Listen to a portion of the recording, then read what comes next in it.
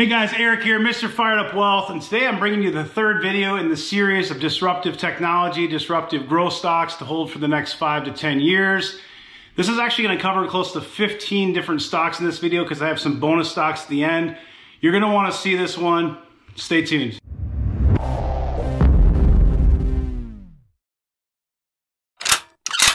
All right, guys, so this video is going to throw some curveballs at you. There's going to be some surprises. You're going to want to watch this, so do stay tuned. Now, to this point, what we've covered are top disruptive growth stocks. And they're not necessarily inexpensive here, but those stories should continue to work. So if you watch the channel, I was doing NVIDIA videos back at $150 a share, which is when I was loading up on it. And now it's $500 a share. And you say, well, it's too expensive, it's ran. Well, it's still a top disruptive growth stock and it's best in class. I'm trying to cover all the top secular growth trends and the best stocks for each of those. So this isn't necessarily the top 10 stocks that you should buy now. And it's not necessarily a top 10 in terms of ranking them in any order.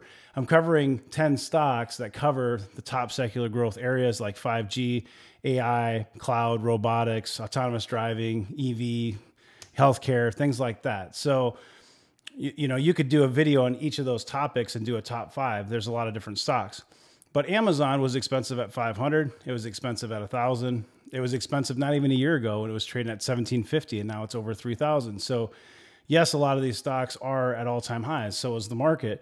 Not suggesting that anybody should buy any of these and go all in. You dollar cost average, you back your way into position. So if I want $10,000 in a stock and I don't own it yet, I might buy $2,500 and then wait and then back into the position.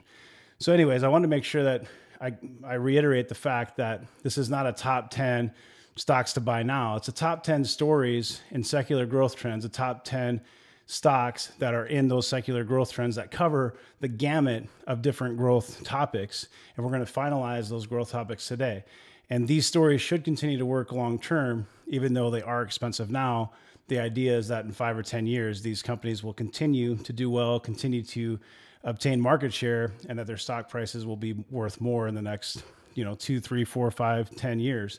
So everything is about long-term investing. If you're looking to make a quick buck, yeah, you're probably not jumping into some of these stocks all in and trying to to flip them and make a quick dollar. That's not what this video is. So today we're going to talk about, I'm actually going to cover a lot more than 5 stocks. Actually, there have been 4 stocks in this video because the first video had 3, the second video had 3, and I said I was going to cover 10 stocks.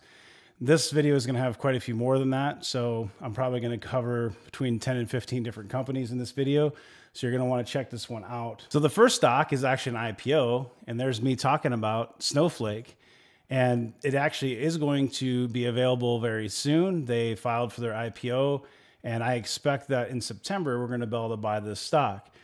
Now, I'm not going to talk about Snowflake for 10 minutes because if you want to, get more information about Snowflake, this video is still relevant.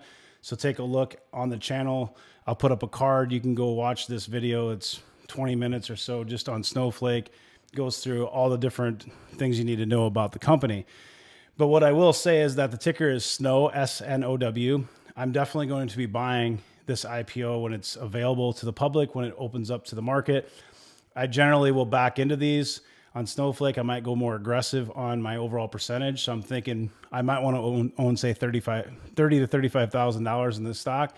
So I might buy between $7,500 and $10,000 right at the open. There's a chance it pops way higher. There's a chance that it drops. If it drops, I'm going to buy more in dollar cost in. But I'm telling you, this company is set up, it's positioned very well. It's expensive, $20 billion valuation and all those different things. But they not only compete against companies like Amazon and Microsoft and Google, they also partner with them. And this company, I'm going to cover a couple things in a minute here on a different slide, but this company has a lot of things going for it. It's very disruptive when it comes to cloud, data warehousing, ETLs.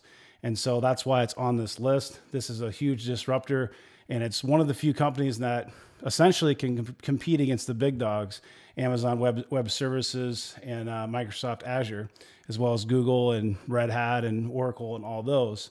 So if you haven't watched the video, check this out on the channel. I'm going to go to another page here and show you some new information on this IPO. All right, so here's an article from MarketWatch. Highly valued software startup Snowflake files for IPO. Snowflake, and the ticker is going to be SNOW. Oh, look, it's up 7% already. That's not right. This is wrong. It says Snow World NV. Ignore that.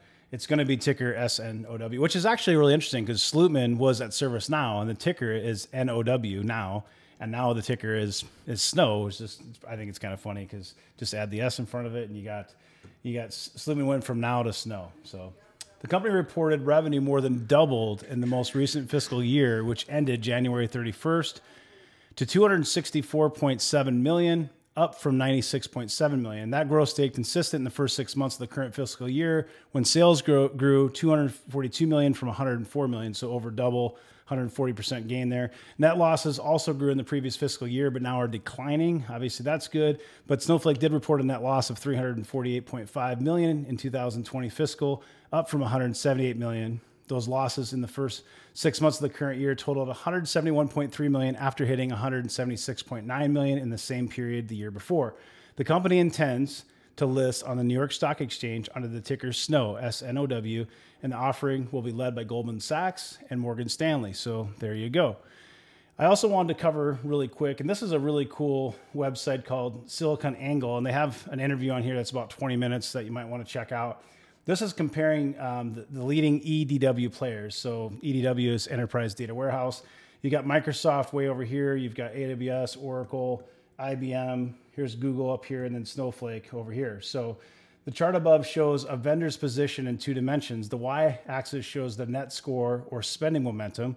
It is derived by asking customers each quarter, are you spending more or less on a specific vendor platform?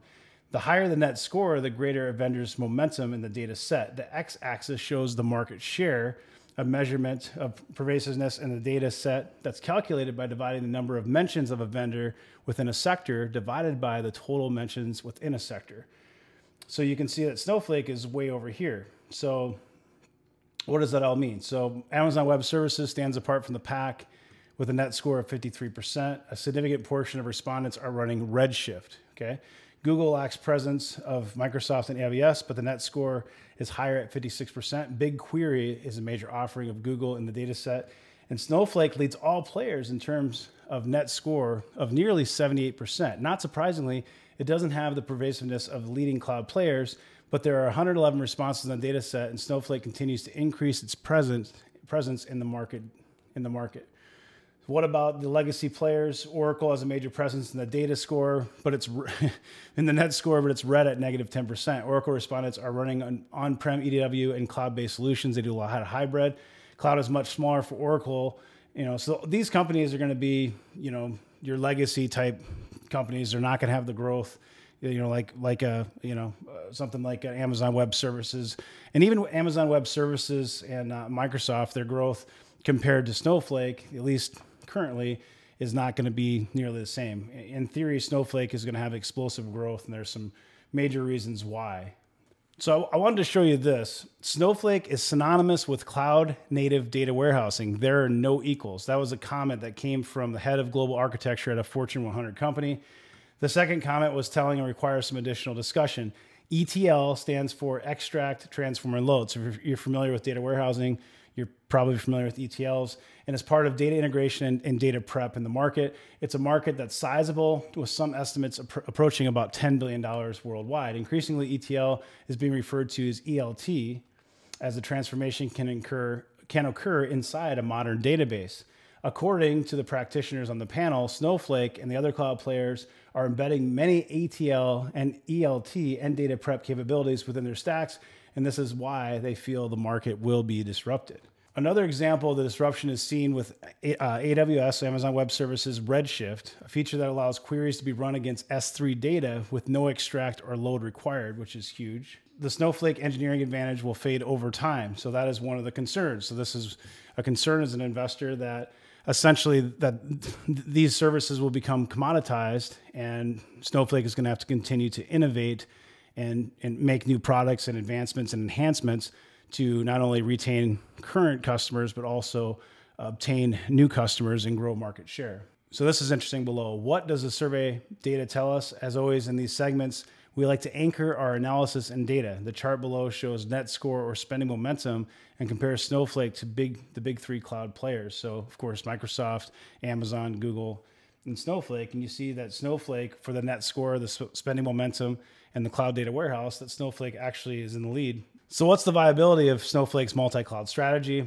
So we're talking about the appeal is going to be flexibility, security, and multi-cloud. Here's one of the questions that a lot of investors had. So question 5, does Snowflake's TAM, total addressable market, justify a $15 billion to $20 billion valuation? And this says former analyst here from Gartner, George Gilbert, submitted the following context to his research, which lays out the fundamentals of modern data analytic pipelines. And what it's basically saying is data acquisition, at the very minimum, adapters that know how to talk applications, databases, and other sources, ingestion, etc. So you can see if you're breaking into data lake disruption, you've got $2 billion cube, enterprise data warehouse and data prep disruption, 20 billion, data as a service. Now we got 60 billion. And now you get into automated decision making. You're at 200 billion. And the TAM, is here on this side. What's the TAM expansion opportunity? Data as a service, we think essentially as platform as a service layer, or a layer across data sources across clouds, on-prem and the edge.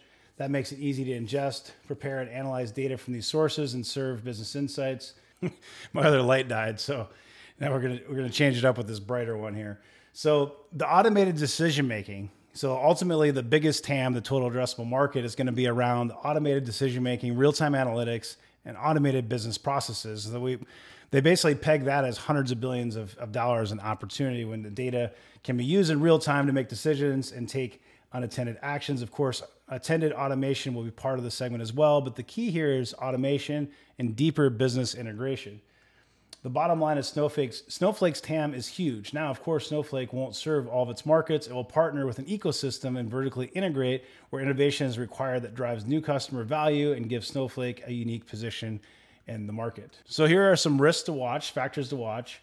In addition, we think 4 things to watch in the IPO progresses. Whether good enough is good enough. In other words, will customers gravitate the best of breed, or will they prefer a more bundled offering from cloud players? The cloud giants will claim best of breed, and we'll watch that closely.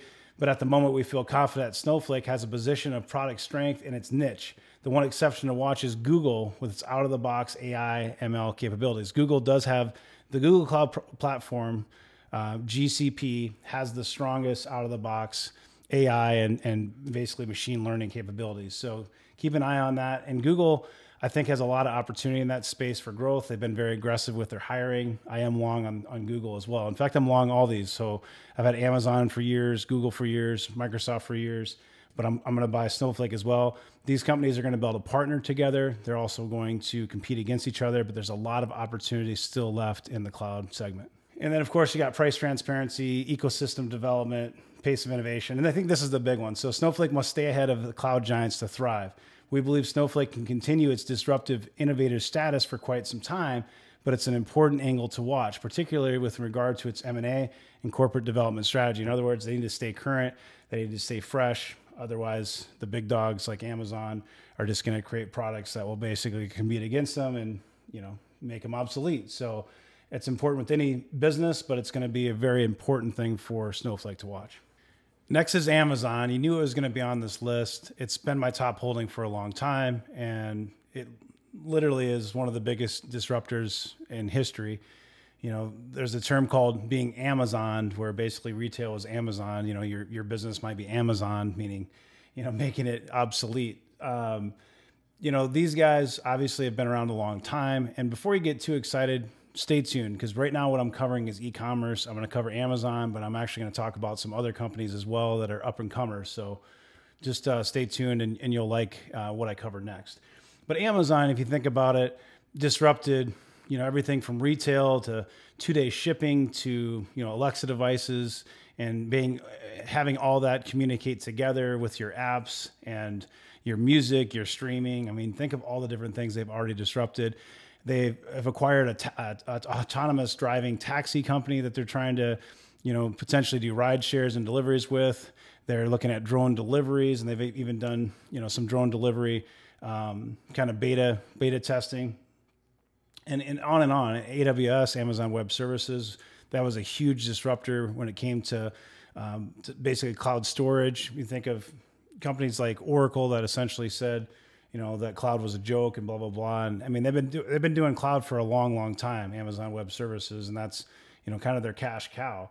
But you can go on and on, all the different industries that Amazon has disrupted and that are continuing to disrupt. I mean, even now, Whole Foods, which is kind of an odd one, where, you think of grocery, you don't really think of that as disruptive, but the way they're integrating their business into that and that whole customer experience has been very disrupted. How they sell, the way you search online, everybody essentially has copied their format of how you search, their artificial intelligence to basically say, hey, you might be interested in this product. These guys are the best in what they do in a lot of different areas. And I think that they will continue to be leading disruptors. They've got the cash to do it, and they've got the culture to do it. Now, you think of e-commerce stocks, there's a lot of them out there. So Alibaba, of course, is a great one if you're trying to play, a Chinese tech company. You've got Shopify. I'm long Shopify as well.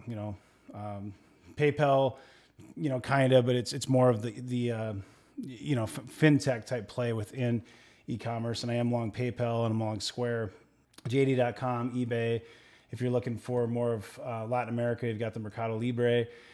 C is actually one that I just bought today. I just added 20% position to that one. It's obviously made a huge run, and I'm going to dollar cost my way into that. And that's the next one that I actually want to talk about. So any of these would be great.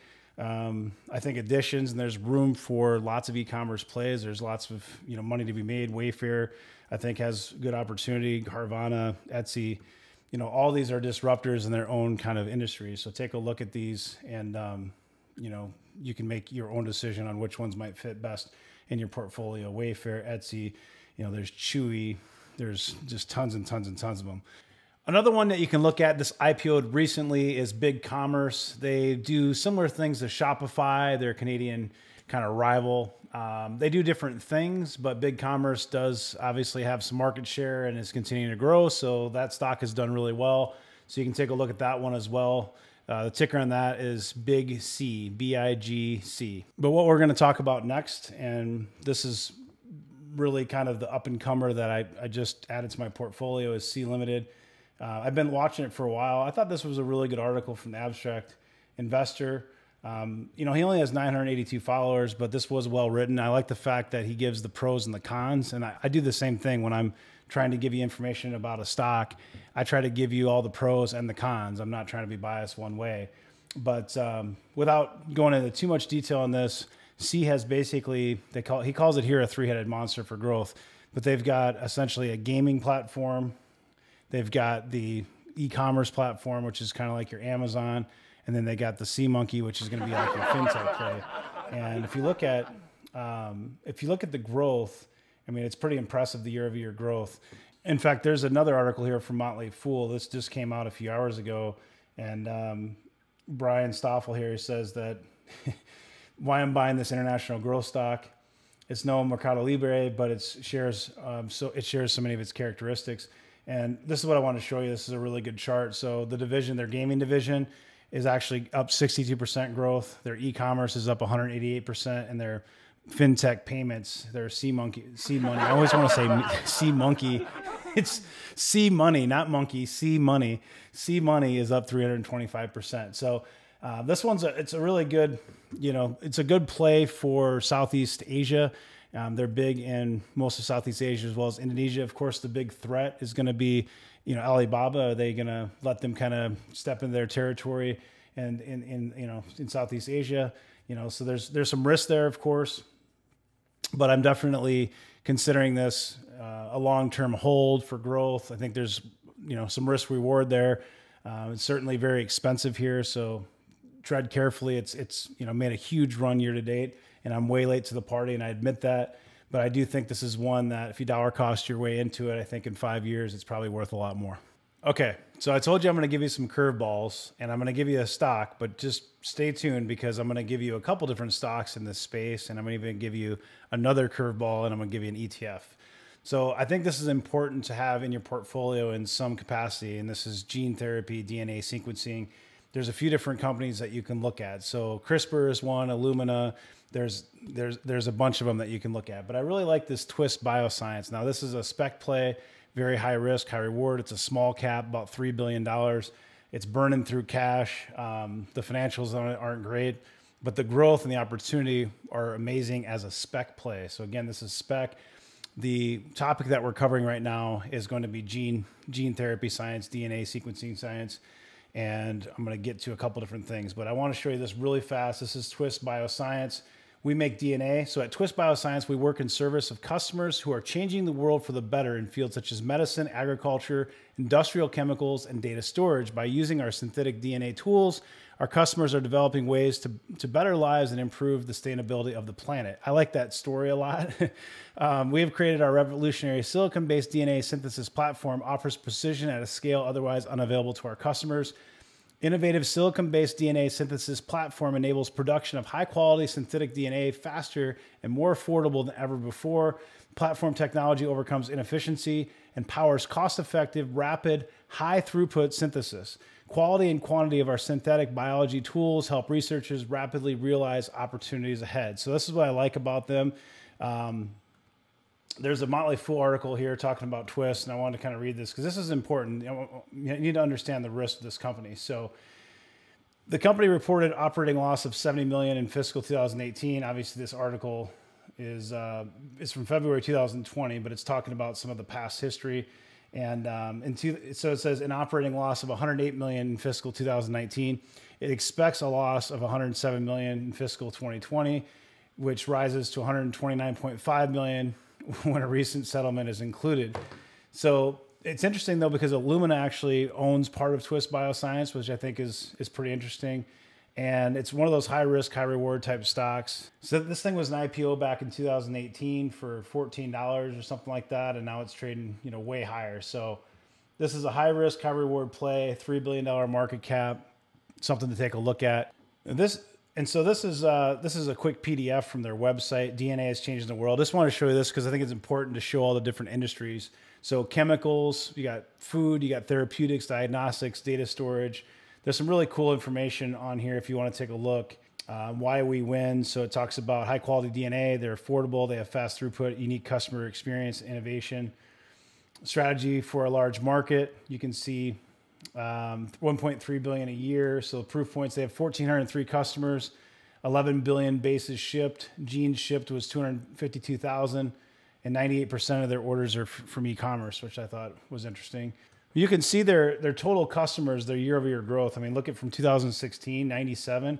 They're growing really fast, and their orders are growing significantly. So, this is a high risk, high reward, small cap, and I don't own it currently, but I'm considering, adding some of this to my portfolio. Take a look at this PDF. There's a lot of good information on it.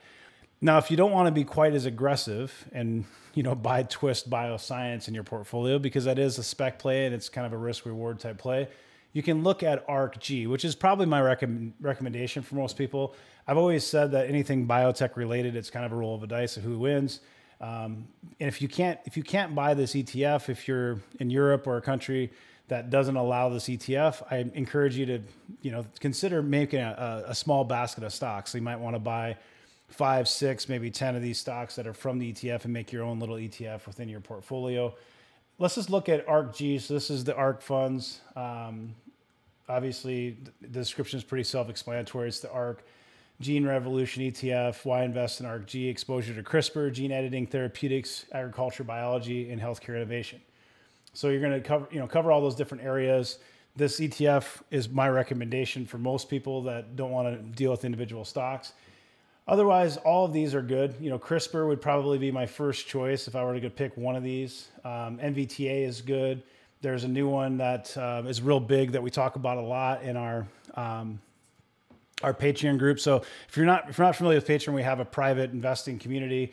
You can go check out, just Google Patreon plus Fired Up Wealth. But in that group, we've been talking a lot. There's a couple members, one specifically from Finland who is really into this PACB stock, and he can't buy the ETF, so he's got a lot of these individual holdings in his portfolio. But all these, have opportunity. This is the top 10. If you look, Twist is right here at 4.2%. So, ARKG believes in Twist, as well, not as much as NVTA or CRISPR, but it is one of the top holdings. So I think I'm on the right track with that company. I think there's a lot of upside. That's probably one I'm going to look at as an individual stock, just because I like to play with specs. If you're not familiar with how I invest with specs, take a look at there's a video on the channel that tells you how I invest in specs, but I have kind of a methodical way I invest in those. And I'm probably going to take a flyer on this Twist Bioscience. I also do own ARKG in my retirement accounts. I generally have most of my retirement accounts in ETFs. So I do have a pretty decent sized holding in one of my retirement accounts of this ARKG. And I also have some of the other ARK ETFs. But again, some people can't have the ETF. And so here's the full list in case you're curious.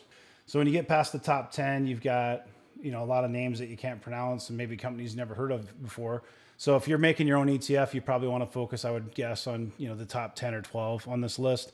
If you're buying individual stocks, I would recommend the same, probably looking at some of the top on the list. But take a look at it. There's a total of 42 stocks, but this one here only has 0.04%.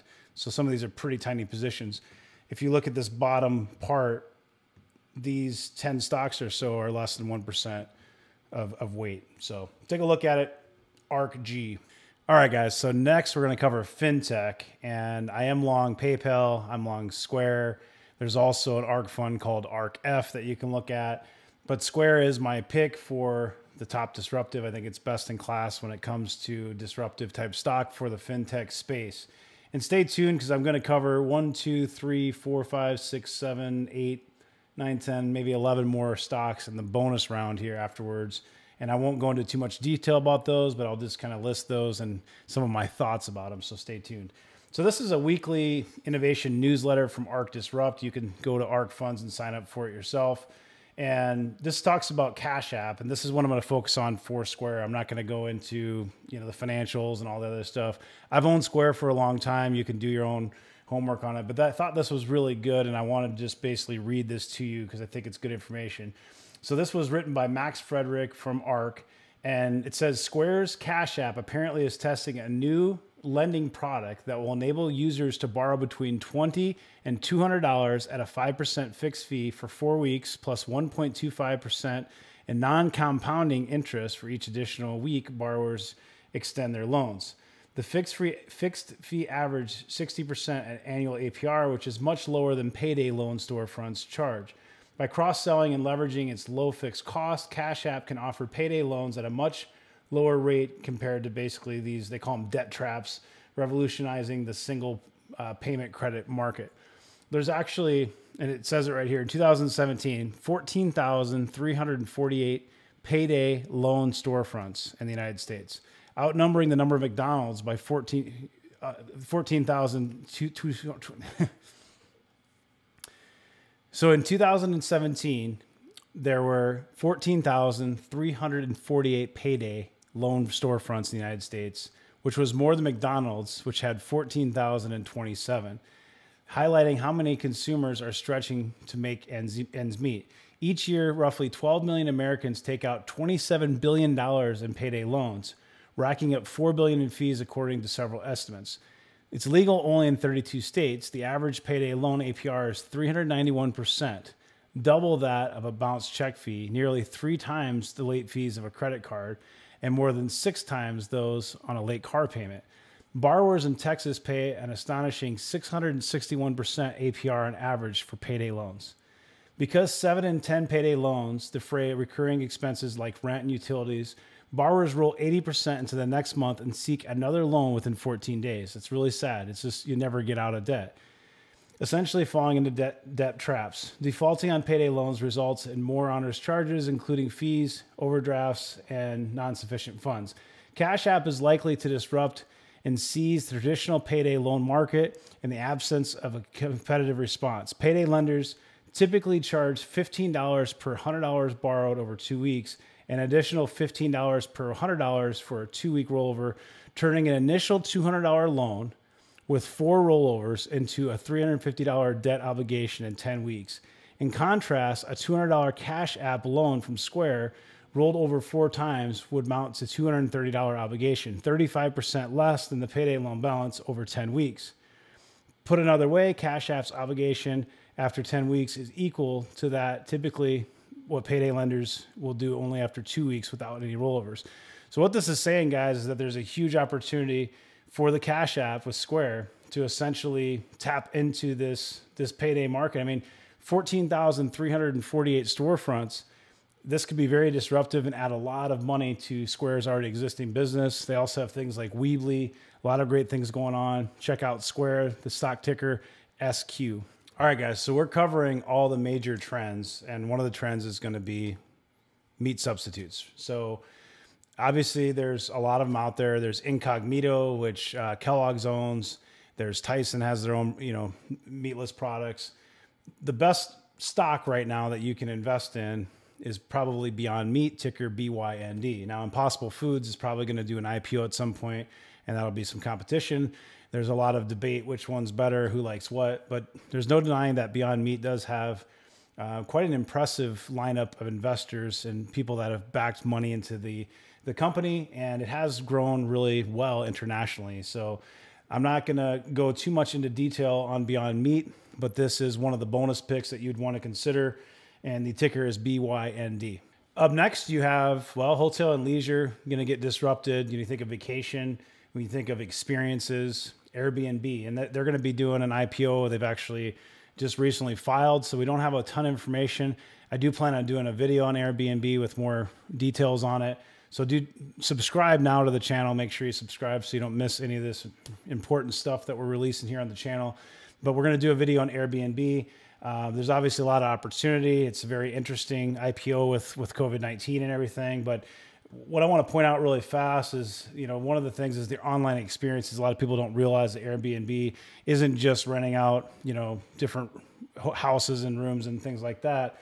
It also has Broadway entertainment, online experiences, masterclass type things. So like here, this guy's doing a coffee masterclass for $9. You can learn how to meditate with a Japanese Buddhist monk for $15. Hey, I might sign up for that. It looks cool, But there's a lot of cool stuff that these guys are doing. Kramer was just saying it's like the deal of the decade and all that. There are some risks, and I'm going to talk about some of those risks when I do the video. So do subscribe and stay tuned. I'll be coming out soon with an Airbnb IPO video. So speaking of tourism, how about space tourism? This looks pretty cool. I tell you what, there's a lot of opportunity. This is a spec play, of course, but when Branson's behind something, people will listen. So the fact that it's a Virgin product and it's got Richard Branson behind it. A lot of people pay more attention to this than they would if it were somebody else, right? So this is a really cool website. I encourage you to take a look at it, but they can not only change the game in terms of vacations like space travel, going to the moon, but they also have, they have a partnership right now that they're doing with Rolls-Royce to do high-speed travel with 100 and some passengers. You think of like luxury business travelers that want to get to someone really fast, like get to Europe. So I could see a market being really, really big for this. It is a spec play. I do own a little bit of this in my portfolio. Take a look at Virgin Galactic. Of course, I have to cover Zoom, and with Zoom is also RingCentral, but these companies have kind of changed the game with COVID. You know what they do. You've probably used it before. It's very expensive. I like RingCentral here a little bit better, under $300. I think there's probably some more upside in the short term, but there's no denying that Zoom is an important part of our culture, of our lifestyle, and has been very disruptive. So I put Zoom on here, and I would also include RingCentral in that category. Up next, this changed the game, and a lot of these stocks you notice from the WCLD. That's the Wisdom Tree Cloud Computing ETF, because a lot of these stocks are in there. So if you've got WCLD, you've got things like DocuSign, Zoom, RingCentral, Fastly, Cloudflare, those kind of stocks are in there. So DocuSign, ticker DOCU, it's changing the game on how you sign things. You don't have to do it face-to-face. You can do it online. You can do it virtually. It's very easy. You can do it on your smartphone, your tablet. It's changed the game in real estate and a lot of different other sectors. Another one of those stocks that's really expensive, but there's no denying that it has been a disruptor, and it's one that probably continues to go higher with time. Next, this is one I covered last year. I did a top 5 under the radar AI, artificial intelligence companies, and the trade desk. What I like about these guys, I'm long on this one as well, They're doing some advertising within streaming. They're doing some partnerships with things like Amazon. So if you've noticed Amazon Prime, if you're an Amazon Prime subscriber, you can actually watch some movies now with commercials. Those commercials are advertisements that are placed into basically into it by the Trade Desk. So the ticker on this is TTD, but think of streaming advertising. So these guys and Roku are kind of in the same space. Trade Desk is a very good one. And if you don't like Roku, consider Trade Desk. Of course, the series covered NVIDIA, but AMD is very important as well, doing a lot of great things, just like NVIDIA is, especially in the data center, enterprise software, things like that. But this is built for the modern business. It's interesting because the CEOs actually are related. So Jensen Huang, his niece actually runs AMD, if you didn't know that. You know, you're going to get gaming in this. You're going to get, you know, data centers. You're going to get lots of different technology. If I were to pick one or the other over the other, I would probably choose NVIDIA, but AMD is a great stock and something you could also consider. Up next, you got Fiverr, and I've used Fiverr several times to buy thumbnails actually for my channel. And I've got a barbecue channel, and a guy in Egypt actually did all the graphics. He did the artwork on it, the logo, everything. What's cool is he did it for 35 bucks. I tipped him $50, and I've told some other people too. It's great because the internet's changing our lives and opening the world and opportunities. You know, the 85 bucks he made in a few hours doing my graphics was probably, you know, a pretty good deal, probably maybe more than he would have made doing another job locally. And it's a win-win because, you know, going down the street, an advertising firm might charge me $3,000 to do the same job. So, you know, Fiverr, it's basically the same as Upwork. They're different, but both of them have similar, you know, business strategies. I prefer Fiverr over Upwork, but definitely take a look at both Fiverr and Upwork, or they're changing the game. So Fiverr allows freelancing. So if you want, you know, if you have a small business, you need graphic design or something like that, or a voiceover, you can go to Fiverr and connect with people. You can check out the reviews. It's a really cool setup, and Fiverr essentially takes a cut every time you use the platform. So this is a game changer. I invested in this thing in 2019 when it IPO'd. A lot of people use it, small businesses, even large companies. And last but not least, you have robotic surgery. Now you could do Intuitive Surgical, or you can do Medtronic because they have Hugo robots. I own both. I own Medtronic and Intuitive Surgical. I've had Intuitive Surgical for a while, up pretty big on it, but there's no denying, you know, I like technology, and if I want a healthcare play, this is a really cool kind of hybrid. It's technically, you know, a healthcare play, but it's technology, it's robotic surgery. So you can take a look at the website. It's really cool. And I think as our population ages, you're going to see more and more need for surgeries.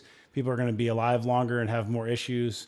And robotic surgery is really just getting started. And it's a huge disruptor and a game changer. So I would have something like that in my portfolio. I think Intuitive Surgical is best in class. All right, guys, there you got it. Those are the top disruptive growth stocks. And of course, we covered a lot of them with all the different secular growth trends. There's probably a lot that I could have covered. These are kind of the best of breed for each of the categories that we named. So you got 5G, you got AI, you got gene therapy, all the different secular growth trends and kind of hot topics that you want to cover. So obviously things change all the time. So as new companies come out in IPO, it could change which one might be number one. You know, for example, Beyond Meat and Impossible Foods, you just don't know what's going to happen with that. So it's something to always keep an eye on. That's why I love the stock market, because it changes every single day. If you haven't subscribed, please do. Click the bottom right-hand corner. Click the little bell to get notifications. Check out our Facebook group. And if you're a serious investor, check out our Patreon group. Go ahead and just Google Patreon Fired Up Wealth and you'll find us. Thanks for watching. Have a great rest of your day. Take care.